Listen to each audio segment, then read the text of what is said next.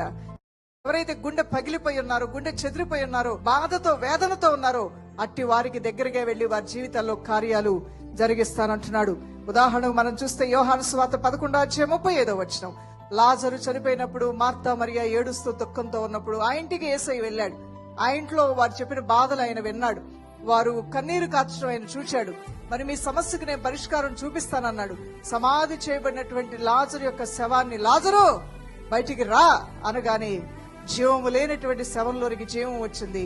ఆ శవ పేటిక తెరవబడి ప్రేత వస్త్రాలతోనే లేచి బయటకు వచ్చేసాడంట లాజరు. అవును ప్రియులారా, దీనిలోంచి మనమేం అర్థం చేసుకోవాలంటే, నీ జీవితంలో కొన్ని పరిస్థితులు చలనము లేనట్లుగా, కదిపినా కదలట్ల, గద్దించినా మారట్ల, ఏడ్చినా మారట్ల, వద్రా అలవాట్లు మానవన్నా మానట్ల, పరిస్థితుల్లో చలనం లేదు, మనుషుల్లో చలనం లేదు, ఆర్థిక స్థితిగతుల్లో చలనం లేదు. చలనం లేని పరిస్థితుల్లో ఉందేమో దేవుడు తన వాక్కును పంపించి జీవము లేని వారికి దేవుడు జీవం ఇవ్వబోతున్నాడు. దేవుని బిడ్డ ఎవరైతే